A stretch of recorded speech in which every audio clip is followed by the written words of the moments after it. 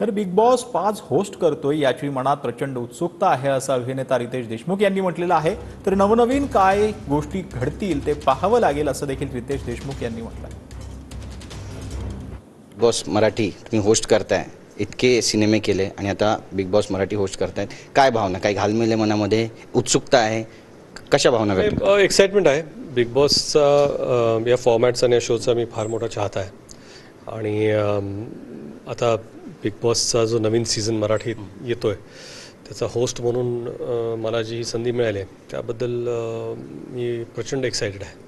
Big boss Marathi आहे त्यामुळे बरंचसं अंतर्गत राजकारण आहे, तुम्ही सुद्धा राजकीय पार्श्वभूमी असलेले एक महान कलाकार आहात, त्यामुळे बरेचसे प्रश्न आहेत आणि खरे प्रश्न तर आम्हाला राजकारणी सुद्धा विचारतात की आमचा विचार का त्या ठिकाणी केला जात नाही, म्हणजे इतकं राजकारण्यांचा एखादा नेता तुम्हाला शोमध्ये इलेक्शन आलं ना, कसं करणार प्रचार, त्याच्यासाठी त्याच्या काही मूलभूत अडचणी आहेत, त्याच्यामुळं बहुतेक तो विचार झाला नसावा असं मला वाटतं।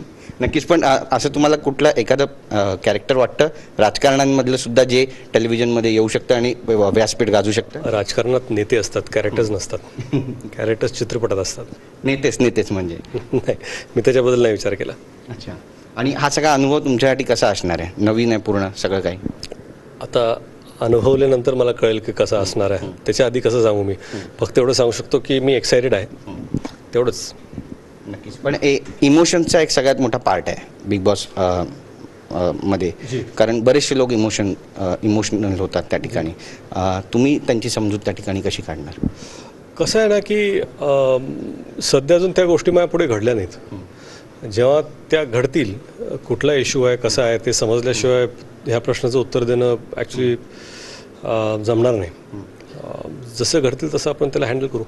नक्की, धन्यवाद तुमच्याशी बोलल्याबद्दल, आणि संपूर्ण महाराष्ट्र एक्सायटेड आहे, आम्ही पण एक्सायटेड आहोत आणि काय घडेल पाहणं महत्त्वाचं ठरेल। योगेश गुरवचा, गिरीश गायकवाड, TV9 मराठी, मुंबई।